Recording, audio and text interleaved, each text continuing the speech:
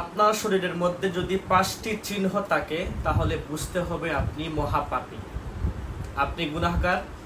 আপনার উচিত ইমিডিয়েটলি আল্লাহর কাছে তাওবা ইস্তেগফার করা, নতুবা এই অবস্থায় আপনার মৃত্যু হলে আপনাকে জাহান্নামে পড়তে হবে। এই 5টি চিহ্ন আপনারা মিলিয়ে নেবেন আপনাদের শরীরের মধ্যে আছে কিনা। প্রিয় হাজরিন, আজকে আমরা গুরুত্বপূর্ণ একটি বিষয় জানব। হাদিস ভিত্তিক কুরআন সুন্নাহ থেকে আমরা একটি গুরুত্বপূর্ণ বিষয় নিয়ে আলোচনা করব। মানুষের শরীরে এমন 5টি চিহ্ন রয়েছে যে চিহ্ন থাকলে বুঝতে হবে আল্লাহ তাআলা আপনার প্রতি অসন্তুষ্ট, নারাজ, আপনি গুনাহগার, মহাপাপী। আপনার জন্য উচিত হবে তাৎক্ষণিক তাওবা ইস্তেগফার করা। তো আমরা আজকে এই 5টি চিহ্ন সম্পর্কে জানবো এবং আপনারা যদি আপনাদের মধ্যে যদি এই 5টি চিহ্ন থাকে তাহলে আপনারা তাড়াতাড়ি তাওবা করে আল্লাহর নিকট ফিরে আসবেন। কোনো প্রকার অবহেলা করবেন না, বিলম্ব করবেন না। আশা করব আপনারা মনোযোগ সহকারে সম্পূর্ণ কথা শুনবেন এবং মিলিয়ে নেবেন। যদি থাকে তাহলে তাওবা ইস্তেগফার আমরা আল্লাহর কাছে করব, কারণ আমরা মানুষ বলতে সবাই গুনাহগার, আর গুনাহগারের মধ্যেই তারাই উত্তম যারা তাওবাকারী। মহানবী সাল্লাল্লাহু আলাইহি ওয়াসাল্লাম বলেছেন, মানুষ সবাই গুনাহগার, আর গুনাহগারের মধ্যে তারাই উত্তম যারা তাওবা করে। এজন্য আমরা প্রতিনিয়ত আমরা আল্লাহর কাছে তাওবা করব। আমাদের মহানবী সাল্লাল্লাহু আলাইহি ওয়াসাল্লাম 70 বার, কোনো বর্ণনা রয়েছে 100 বার ইস্তেগফার করতেন। যদিও আমাদের প্রিয় নবী সাল্লাল্লাহু আলাইহি ওয়াসাল্লামের জীবনে কোনো প্রকার গুনাহ ছিল না, তিনি আমাদেরকে শিক্ষা দিয়ে গেছেন আমরা যেন প্রত্যেক দিন এর মতো অথবা তার চেয়ে বেশি ইস্তেগফার তাওবা করতে পারি। তো আসুন আমরা জেনে নেই কোন সেই 5টি চিহ্ন। যে 5টি চিহ্ন মানুষের মধ্যে থাকলে বুঝতে হবে ওই মানুষ গুনাহগার, ওই মানুষের প্রতি আল্লাহ নারাজ। আমরা কুরআন সুন্নাহ মোতাবেক এই 5টি পয়েন্ট সম্পর্কে জানবো ইনশাআল্লাহ।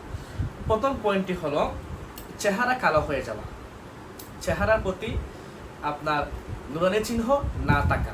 এটি একটি হাদিস ভিত্তিক পয়েন্ট। যদি কোনো মানুষের চেহারার দিকে তাকালে ভালো না লাগে বা নূর চিহ্নটি না থাকে তাহলে বুঝতে হবে যে ওই ব্যক্তিটি গুনাহগার, ওই ব্যক্তির প্রতি আল্লাহ অসন্তুষ্ট। কালো হলেও দেখবেন কিছু কিছু মানুষ এমন রয়েছে নেককার, আমলদার, পরহেজগার, কালো হলেও তার দিকে তাকালে একটি নুরানি ভাব লাগে। কেন? ওই ব্যক্তির প্রতি আল্লাহ সন্তুষ্ট, ওই ব্যক্তি পরহেজগার। তাই আপনারা এই পয়েন্টটি মিলিয়ে নেবেন ইনশাআল্লাহ।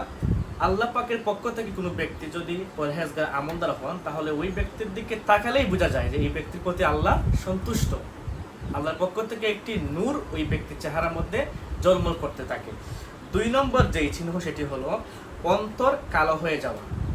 অন্তর কালো হয়ে যাওয়া আমাদের প্রত্যেকের বুকের যে স্তনের 2 আঙ্গুল নিচে একটি স্থান রয়েছে, একটি অঙ্গ রয়েছে, সেটি হলো কলব।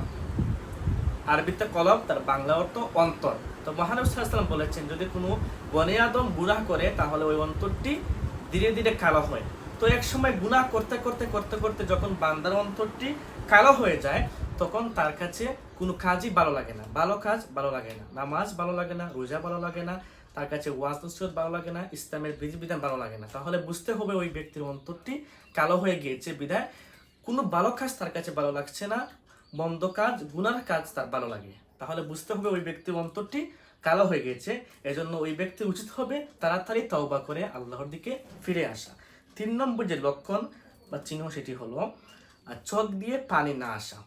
অনেকের এমন আছে যে গুনাহ করতে করতে অন্তরটি কালো হয়ে অন্তর শক্ত হয়ে গিয়েছে, যার ফলে আল্লাহর কাছে দোয়া করলে তার চোখ দিয়ে পানি বের হয় না। অথচ মহানবী সাল্লাল্লাহু আলাইহি ওয়াসাল্লাম বলেছেন তোমরা আল্লাহর নিকট অশ্রুসিক্ত নয়নে দোয়া করো, আর যাদের চোখে পানি আসে না তারা কান্নার বান করো। কান্নার বান করে হলেও আল্লাহর কাছে দোয়া করো, তাহলে আল্লাহ পাক সেই দোয়া কবুল করে নেবেন। তো আমাদের মধ্যে অনেকে আছেন গুনাহ করতে করতে অন্তর কালো হয়ে যায়, যার ফলে চোখ দিয়ে পানি আসে না। তাহলে বুঝতে হবে ওই ব্যক্তি গুনাহগার, ওনার উচিত হবে গুনার কাজ ত্যাগ করে তাওবা করা, আল্লাহর নিকট ফিরে আসা। চতুর্থ যে লক্ষণ সেটি হলো রিজিকের মধ্যে সংকীর্ণতা আসা। যখন দেখবেন আপনার অভাব অনটন ছাড়ছেই না তাহলে বুঝতে হবে আপনার প্রতি আল্লাহ অসন্তুষ্ট, আপনি গুনাহগার। আপনার উচিত হবে বেশি বেশি তাওবা করা, কারণ আল্লাহ পাক যার প্রতি অসন্তুষ্ট তার রিজিককে আল্লাহ সংকীর্ণ করে দেন। আর বেশি বেশি শুকরিয়া করলে আল্লাহ পাক কি করেন, রিজিককে, তার প্রতি আল্লাহর নিয়ামতকে বৃদ্ধি করে দেন। লা ইন শাকারতুম লা আযীদান্নাকুম ওয়া লা ইন কাফারতুম ইন্না আযাবি লাশাদীদ। তাই যাদের রিজিক সংকীর্ণ হয়ে গিয়েছে, বেশি অভাব অনটন, তাদের উচিত হবে গুনাহের কাজ পরিত্যাগ করে আল্লাহর কাছে বেশি বেশি ইস্তেগফার করা। 5 নম্বর যে লক্ষণ সেটি হলো মানুষ যদি অপছন্দ করে, মানুষ কোনো ব্যক্তিকে অপছন্দ করলে বুঝতে হবে আল্লাহ এই ব্যক্তিকে অপছন্দ করছেন। আর কোনো ব্যক্তিকে আল্লাহ ভালোবাসলে ওই ব্যক্তিকে পৃথিবীর সবাই ভালোবাসে, এটা একটি হাদিসের কথা। আল্লাহ পাক যখন কোনো ব্যক্তিকে ভালোবাসেন তাহলে গোটা পৃথিবীর মানুষ, গোটা ফেরেশতাকেও ওই ব্যক্তিকে ভালোবাসে। তাহলে যদি কোনো ব্যক্তিকে এলাকার মানুষ, কোনো গুচ্ছের মানুষ ঘৃণা করে, বুঝতে হবে ওই ব্যক্তির প্রতি আল্লাহ নারাজ, ওই ব্যক্তি গুনাহগার। ওনার উচিত হবে তাড়াতাড়ি তওবা করে আল্লাহর নিকট ফিরে আসা। তো প্রিয় হাজারিন, এই হলো 5টি চিহ্ন। এই 5টি চিহ্ন মানুষের শরীরে থাকলে বুঝতে হবে ওনার প্রতি আল্লাহ নারাজ, উনি একজন গুনাহগার। ওনার উচিত হবে তাড়াতাড়ি তওবা করে আল্লাহর নিকট ফিরে আসা। ইন্নাল্লাহ গফুরুর রাহিম, নিশ্চয়ই আল্লাহ ক্ষমাশীল, দয়ালু।